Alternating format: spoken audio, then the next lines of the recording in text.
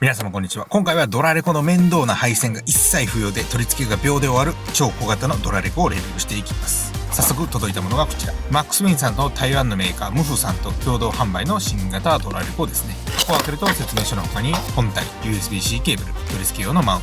ト、もう一つの箱の中に車の窓に貼ってドラレコを取り付けるようなマウントが入ってます。この今見えてる手のひらサイズのもの、これがドラレコ本体になりまして、重さはまさかの 84g。めっちゃ軽くて小さいドラレコ。これの最大の特徴がですね、この特殊な形のマウントあるんですけど、これに本体を取り付けるだけで勝手に電源が入って録画が始まるスタイルですね。本体見てもボタンとか一切ないので、このステイに取り付けると電源が自動的に入り、取り外すと電源が切れる感じです。なのでめちゃくちゃシンプルなので、説明書なくても大丈夫なレベルですね。先ほど配線が不要と言ったんですけど、配線が不要な理由がですね、こちらの小さいドラレコ本体の中にバッテリーが内蔵されていて、約7時間撮影ができるようになってます。バッテリーは USB-C で充電できて、 Amazon で 2m ぐらいの長い USB-C ケーブルを買えば運転中に充電しながら録画も可能なので、7時間以上運転する時も安心して使うことができて、別売りで GoPro アダプター対応のステイがあるので、それを買えば基本的にどこにでも取り付け可能。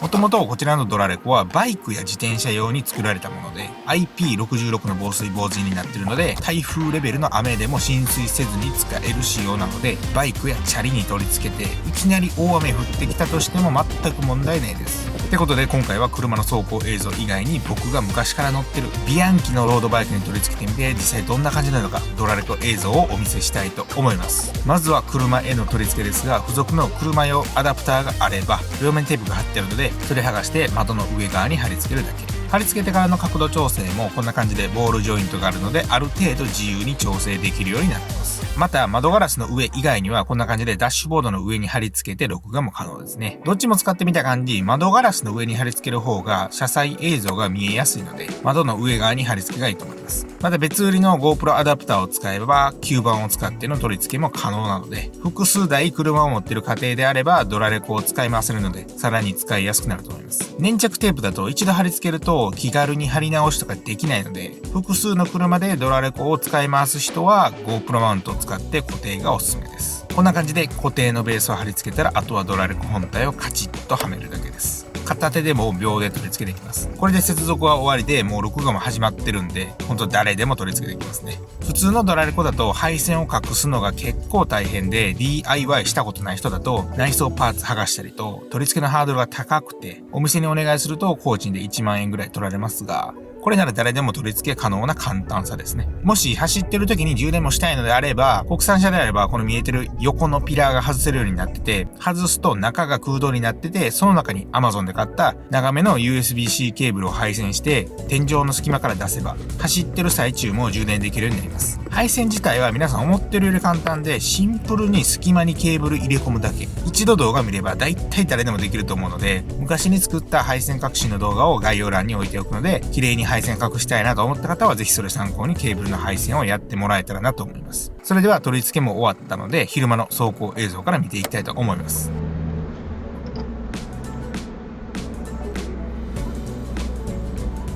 はい、どうでしょうか。普通に綺麗に撮れてますよね。正直本体がこの大きさなのでそんなに綺麗に撮れないと思ってたのですが、実際に撮れた映像を見るとナンバーもはっきりとわかりますし、横の車線の車のナンバーも普通に読めるんでちょっとびっくりしましたね。こちらのドラレコは他のドラレコとよく似たフル HD の200万画素なんですが、そもそものカメラが優秀な気がします。僕は定期的にドラレコのレビュー動画を作っていろいろな機種の映像を見てるんですけど、同じスペック200万画素のフル HD でも細かい数字や記号がぼやけてナンバーの4桁の数字ぐらいしか見えないドラレコも正直あります。ただ今回のものはモザイクかけないとダメなぐらいはっきりと全部映ってるので、ドラレコのカメラも毎年進化してる感じがしますね。次に明るいところから暗いところに出たり、その逆のパターンを検証してみます。トンネルに入る直前はトンネルの中がめっちゃ暗く映ってましたが、車がトンネルに入ったと同時に綺麗にトンネルの中も撮影できてますね。それでは肝心のいきなり明るいところに出るパターン、これを見ていきたいと思います。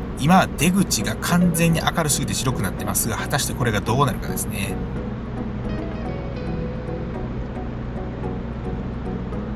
はい、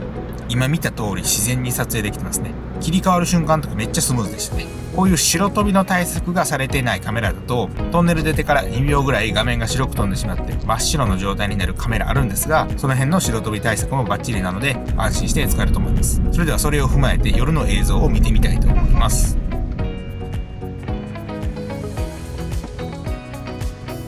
はい、普通に綺麗に撮れてますね。モザイクかけないとダメなぐらい全部綺麗に撮れてますね。事故の時ってナンバープレートの全ての情報がわからないと犯人見つからないことが多く、僕も過去に当て逃げされた時ナンバーの一部しかわからなくて、結局犯人わからず自腹で10万、残りを保険使って修理したせいで無駄に保険の等級が下がったことがあるんですよね。なんで10万も無駄に払ってさらに保険の等級も下がるねんみたいなめっちゃだるい経験したことあるので、ナンバープレートが全部映るのは大事なことですね。とこんな感じで昼も夜も普通に綺麗に撮れてますので、ドラレコとしては十分な性能ですね。正直これだけ小さいのでそこまで画質良くないやろと思ってたんですが、実際使ってみたら普通に綺麗だったんで、やっぱり新しいドラレコは違いますね。ここまでコンパクトで取り付けも簡単なので、こういう感じでリアに貼り付けも可能です。実際にリアに貼り付けた時の映像がこちら。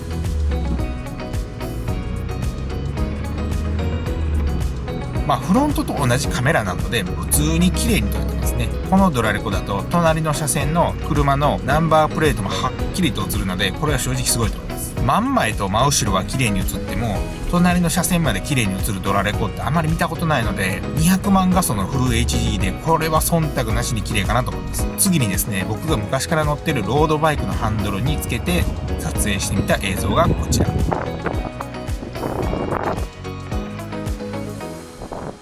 はい、普通に走ってる映像を撮ります。別売りのアダプターがあって、それをハンドルバーに巻いて固定するだけ。あとはベースのプレートにドラレコ本体を固定すれば勝手に7時間ほど録画してくれるので、ロードバイクで遠出する時にも活躍しますね。またこういう感じでサドルの下に取り付けもできるので、リアのドラレコというかサイクルレコーダーとしても使えますね。これはもちろんバイクでも同じなんで、バイクのハンドルのところにつけることもできますし、GoPro アダプター対応なんで、こんな感じでヘルメットの顎のところに固定や粘着テープでヘルメットの真上に貼り付けもできます。やっぱり GoPro アダプター対応なのが調子よくて、Amazon で探せばアダプター大量に売ってて大体なものに取り付け可能なので、基本的にどこにでもドラレコが取り付け可能になります。ただ動画の冒頭で少し触れましたが、こちらのドラレコにボタンが一切ないので、ドラレコの設定とかどうすんの？そもそもさっきのチャリの映像よく見たら時計の表示逆になってるけど大丈夫なんて思った方いると思いますが、ドラレコの設定や撮影した映像の確認は専用のアプリから全部できるようになってます。Android でも iPhone でもアプリストアに行くとこちらのアプリがあるので、それを落としてもらって、スマホとドラレコは Wi-Fi で接続する感じです。ドラレコ本体をステに取り付けると自動的に電源がオンになるので、電源がオンになったらアプリの下にドライブレコーダーを接続と表示が出てくるので、それを押すと iPhone の Wi-Fi 設定画面に飛んで Wi-Fi 一覧から MUF と書いてあるので、それ選んで普通の Wi-Fi につなげる時と一緒ですね。スマホとドラレコの接続ができたら、スマホの画面に今撮影している映像をリアルタイムで表示してくれたり、写真ボタンを押すと写真が撮れたり、カメラの上下反転などの各種設定や撮影した動画の確認、またその動画をスマホにダウンロードもできます。もちろん SD カードにも動画が保存されているので SD カードをパソコンに入れて動画の再生もできます。ただ GPS がドラレコ本体についてないので、普通のドラレコによくある速度や自分の場所は出ない仕様ですね。そこだけが少し残念ですが、この手のひらサイズで約7時間の撮影ができて、めんどくさい配線不要、取り付けが秒でできて、アダプターも豊富でどこにでも取り付けできるのが今回の小型ドラレコのいいところかなと思います。あと皆さん思ってるより値段がめっちゃ安いんで、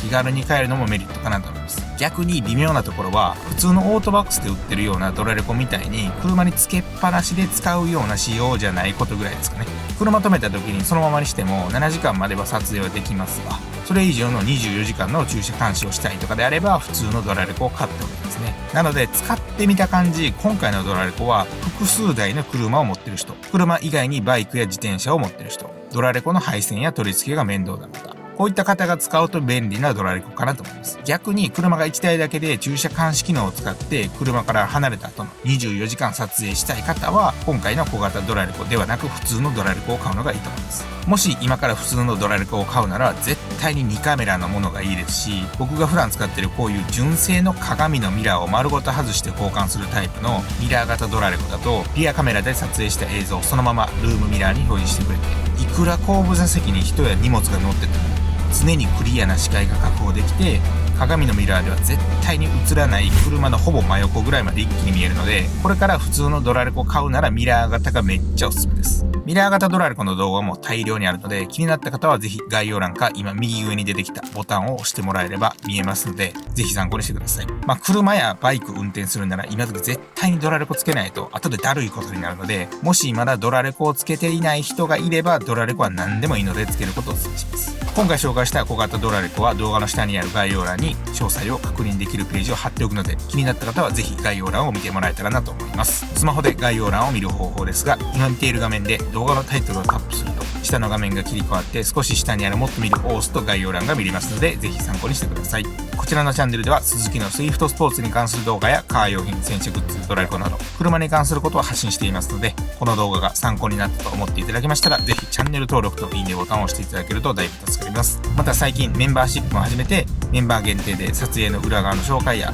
ネタの先バレ、メンバー限定ツーリングとかいろいろ特典ありますので、概要欄に貼っておくので、ぜひ読んでもらえたらなと思います。ということでまた次回の動画で最後まで見ていただきありがとうございました。